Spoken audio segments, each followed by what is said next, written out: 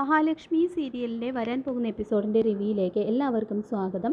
അങ്ങനെ കണ്ണൻ എല്ലാവരോടുമായിട്ട് പറയുന്നുണ്ട്, നിങ്ങളെല്ലാവരും ചേർന്ന് ഞങ്ങളെ ഇല്ലാതാക്കാനായിട്ട് നോക്കിക്കൊണ്ടിരിക്കുകയല്ലേ, പക്ഷേ എനിക്കും ഇയാൾക്കും ജീവിച്ചേ പറ്റൂ. അതുകൊണ്ട് തന്നെ ഒരുപാട് നാളുകളായിട്ട് ഞാൻ മനസ്സിൽ തീരുമാനിച്ചിരുന്ന ഒരു കാര്യം നടപ്പിൽ വരുത്താനായിട്ട് തീരുമാനിച്ചു കഴിഞ്ഞു. അത് മറ്റൊന്നുമല്ല, എൻ്റെ സകല സ്വത്തുക്കളും മഹിയുടെ പേരിലേക്ക് മാറ്റാനായിട്ട് ഞാൻ തീരുമാനമെടുത്തു.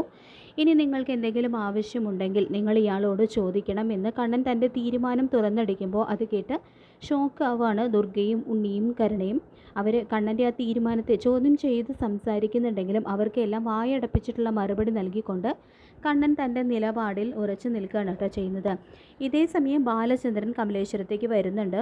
ഇദ്ദേഹം നമ്മുടെ കമ്പനിയിലെ ചീഫ് എക്സിക്യൂട്ടീവ് എഞ്ചിനീയർ മാത്രമല്ല എന്നും നല്ലൊരു അഡ്വക്കേറ്റ് കൂടിയാണെന്നും എല്ലാവരോടുമായിട്ട് കണ്ണൻ പറയുന്നുണ്ട്. തുടർന്ന് ഡോക്യുമെൻറ്റ്സ് എല്ലാം തയ്യാറാക്കിയിട്ടുണ്ടെന്നും ചില കാര്യങ്ങളിൽ മാത്രം ഒരു വ്യക്തത വരാനുണ്ടെന്നും ബാലചന്ദ്രൻ പറയുമ്പോൾ, സാറിന് എന്ത് സംശയമുണ്ടെങ്കിലും ഞാനത് തീർത്ത് തരാമെന്നും എൻ്റെ ഫിനാൻസിയേഴ്സും കൺസ്ട്രക്ഷൻ കമ്പനിയും ഈ കമലേശ്വരം തറവാട് ഉൾപ്പെടെ എല്ലാം മഹിയുടെ പേരിൽ തന്നെ എഴുതണം. പിന്നെ ബാങ്ക് ലോക്കറിൽ ഇരിക്കുന്ന മുഴുവൻ സ്വർണവും മഹാലക്ഷ്മിക്ക് മാത്രം അവകാശപ്പെട്ടതാണ് എന്ന് എല്ലാം കണ്ണൻ പറഞ്ഞു കൊടുക്കുമ്പോൾ അത് കേട്ട് വീണ്ടും ഞെട്ടിത്തെറിച്ച് നിൽക്കുകയാണ് ശത്രുക്കൾ. എത്രയും പെട്ടെന്ന് തന്നെ എല്ലാ ഡോക്യുമെൻറ്റ്സും റെഡിയാക്കാമെന്നും ബാലചന്ദ്രൻ പറയുന്നുണ്ട്. ഇനി ബിസിനസ് സ്ഥാപനങ്ങൾ ഉൾപ്പെടെ എല്ലാം മഹാലക്ഷ്മിയുടെ നിയന്ത്രണത്തിലായിരിക്കുമെന്നും കണ്ണൻ പറയുന്നുണ്ട് കേട്ടോ. അങ്ങനെ ബാലചന്ദ്രൻ പോയതിന് ശേഷം ഞങ്ങളെയൊക്കെ വീട്ടിലാക്കിയിട്ടുള്ള നിൻ്റെ ഈ തീരുമാനം ശരിയല്ല കണ്ണ, ഇതിനെ നീ അനുഭവിക്കും എന്നെല്ലാം ദുർഗ കണ്ണനോട് പറയുമ്പോൾ, ഇത്രയും കാലം നിങ്ങൾക്ക് വേണ്ടതും അതിൽ ഏറെയും ഞാൻ തന്നു കഴിഞ്ഞു. ഇനി നിനക്കൊക്കെ എന്തെങ്കിലും തരണമോ വേണ്ടയോ എന്ന് തീരുമാനിക്കുന്നത് മഹിയാണെന്നും ഈ വീട്ടിൽ ആരൊക്കെ താമസിക്കണം എന്ന് പോലും തീരുമാനിക്കുന്നത് ഇയാളാണ്. ഈ നിമിഷം വേണമെങ്കിൽ നിങ്ങളെ എല്ലാവരെയും ഇറക്കി വിടാനുള്ള സ്വാതന്ത്ര്യവും അധികാരവും ഇപ്പോൾ ഇയാൾക്കുണ്ട് എന്ന് പറഞ്ഞുകൊണ്ട് കണ്ണനും മഹിയും അവിടെ നിന്നും പോവാണ്. കരുണയാണെങ്കിൽ കണ്ണൻ്റെ ഈ തീരുമാനം കേട്ട് കലിതുള്ളുകയാണ് കേട്ടോ ചെയ്യുന്നത്.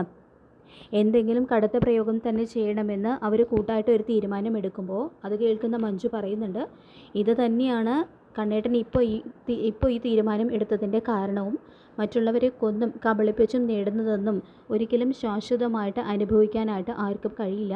അത് നിങ്ങളെല്ലാവരും ഒന്ന് മനസ്സിലാക്കിയാൽ കൊള്ളാം. കരുണേട്ടത്തിയുടെ വയറ്റിൽ ഇപ്പോൾ ഒരു കുഞ്ഞുള്ളതല്ലേ, ലക്ഷ്മി ഏട്ടത്തി കരുണേട്ടത്തിയുടെ സ്വന്തം ചേച്ചിയല്ലേ.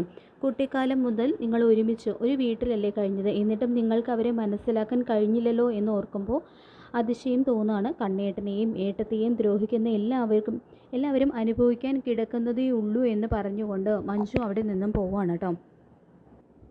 പിന്നീട് അങ്ങനെ മുറിയിലെത്തിയതിന് ശേഷം മഹി പറയുന്നുണ്ട്, കണ്ണേട്ടൻ ഈ തീരുമാനമെടുത്തപ്പോൾ അവരൊക്കെ ഇനി പ്രതികാരം ചെയ്യുമെന്നുള്ള കാര്യം ഉറപ്പാണ്. കാരണം അത്രയ്ക്ക് വിഷമാണ് അവരുടെയൊക്കെ ഉള്ളിലുള്ളത്. സ്വത്തിന് വേണ്ടി എല്ലാം ചെയ്തു കൂട്ടിയിട്ട് അതിൽ നിന്നും ഒന്നും കിട്ടില്ല എന്നറിയുമ്പോൾ അവരാരും വെറുതെ ഇരിക്കില്ല എന്നെല്ലാം മഹി പറയുമ്പോൾ, അവരെന്താണെന്ന് ചോദിച്ചാൽ ചെയ്യട്ടെ മഹി,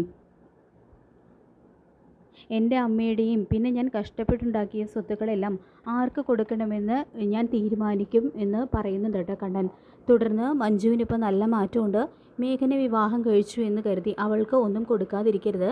കണ്ണേട്ടനെ എതിർത്ത് മേഘനെ വിവാഹം കഴിച്ചതിൽ അവൾക്കിപ്പോൾ നല്ല കുറ്റബോധവും നിരാശയൊക്കെ ഉണ്ട്. അതുകൊണ്ട് മഞ്ജുവിന് എന്തെങ്കിലും കൊടുക്കണ്ടേ എന്ന് മഹി ചോദിക്കുമ്പോൾ, എൻ്റെ പെങ്ങൾക്ക് എന്തായാലും ഞാൻ കൊടുക്കാനുള്ളത് കൊടുത്തിരിക്കും.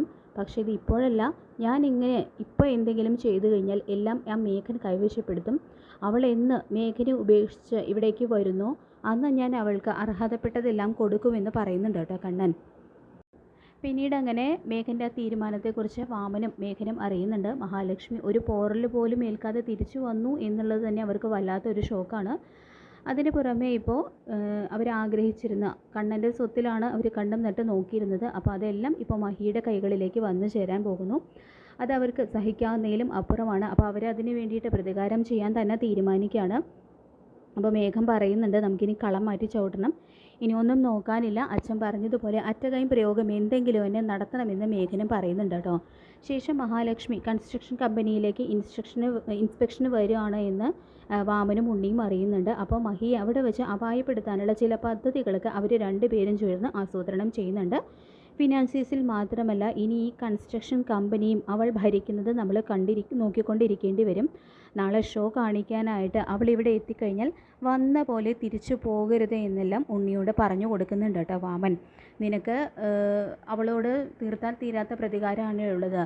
അവളെ എന്തെങ്കിലും ചെയ്യാനുള്ള ഒരവസരമാണ് നിനക്കിപ്പോൾ വന്നു ചേർന്നിരിക്കുന്നത് എന്നും വാമൻ ഉണ്ണിയോട് പറയുന്നുണ്ട്. അങ്ങനെ കൺസ്ട്രക്ഷൻ കമ്പനിയിൽ വെച്ച് മഹാലക്ഷ്മിയെ കൊല്ലാനായിട്ടുള്ള ഒരു പദ്ധതി അവർ ഭയപ്പെടുത്താനുള്ളൊരു പ്ലാൻ തന്നെയാണ് അവരവിടെ ചെയ്യുന്നത്. അതെന്ത് തന്നെ ആയാലും അത് അവർക്ക് തന്നെ ലാസ്റ്റ് വിനയായിട്ട് വരും എന്നുള്ള കാര്യം ഉറപ്പാണ്.